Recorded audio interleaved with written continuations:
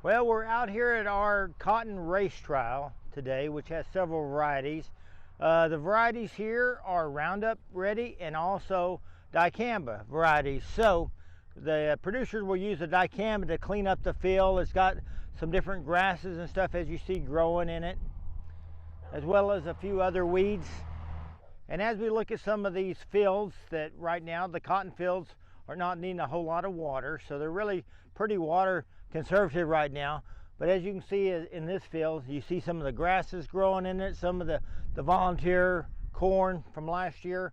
We'll use some of the dicamba and some of those other products to clean up the field, help to make it a little more water efficient as well, to keep those plants from taking extra water. Right now as well, the cotton is kind of the conserver of water. As they irrigate the cornfield, though they may be putting down an inch over there, they may come through the cotton field and only need to put a half an inch. So they use that as their rotation to water the field.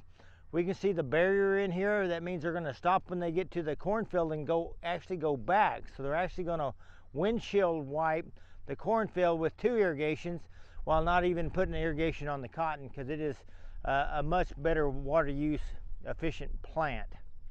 The other thing, we look at this crop down these rows, it has a very adequate stand.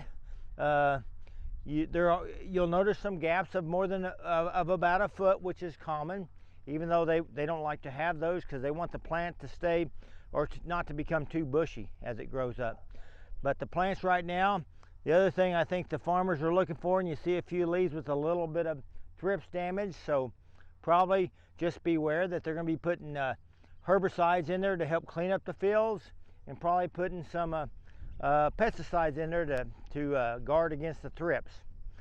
Other than that, I think the farmers are just looking at health, and they're hoping this crop will really progress, and hopefully by about the 10th of July, we'll start seeing some of our first blooms. So right now it looks like there's no way to get there on time, but the cotton plant is really tough and really fast to grow at that point.